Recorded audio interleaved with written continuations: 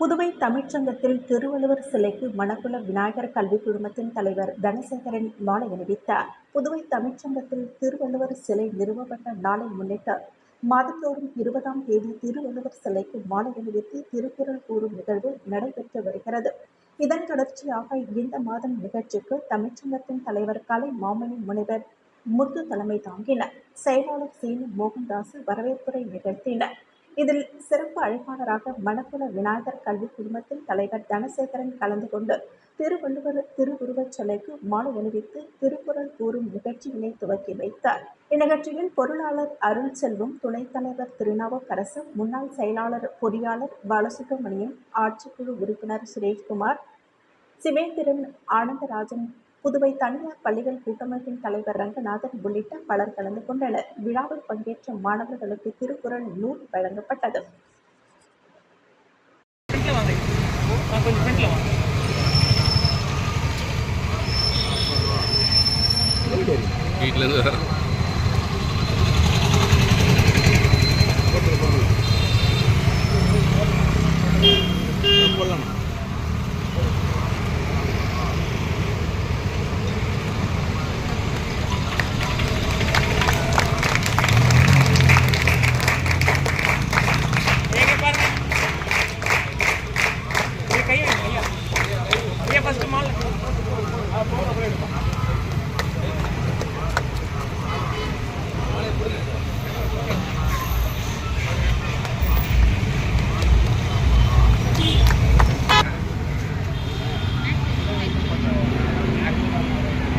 த Pondicherry cricket association புதிய தலைவராக லட்சிய ஜனநாயக கட்சி தலைவர் ஜோஸ் சார்லஸ் மார்டின் ஒருமனதாக தேர்வு செய்யப்பட்டுள்ளார்.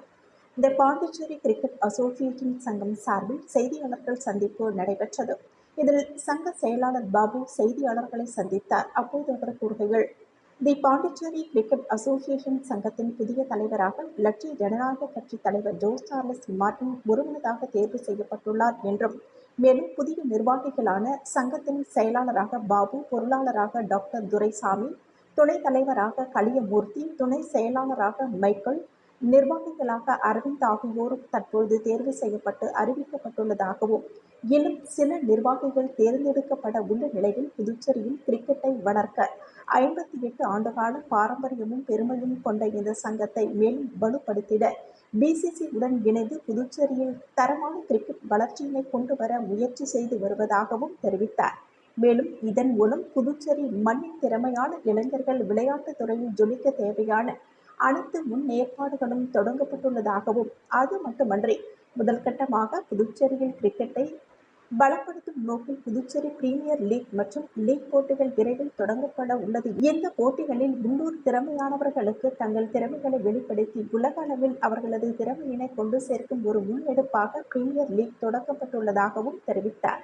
மேலும் உலகத்தரம் வாய்ந்த கிரிக்கெட் மைதானத்தை கொண்டு வருவதோடு புதுச்சேரியிலிருந்து ஆண்டிற்கு ஒரு கிரிக்கெட் வீரரை இந்திய அளவில் விளையாடுவதற்கு தேவையான அனைத்து முயற்சிகளையும் தி பாண்டிச்சேரி கிரிக்கெட் அசோசியேஷன் செய்து வருவதாகவும், அது மட்டுமன்றி இளைஞர்களின் திறமைகளை உலக அளவில் எடுத்துச் செல்லும் வகையில் தரமான பயிற்சி மையங்கள், போட்டி வாய்ப்புகள் உள்ளிட்ட பல்வேறு முயற்சிகளையும் சங்கம் எடுத்து வருவதாக அவர் தெரிவித்தார். சி நியூஸ் செய்திகளுக்காக சித்ரா. இன்று காலை இதே வளாகத்தில் பாண்டிச்சேரி கிரிக்கெட் அசோசியேஷனுடைய பொதுக்குழு கூட்டம் நடைபெற்றது. மிக சிறப்பாக நடைபெற்றது.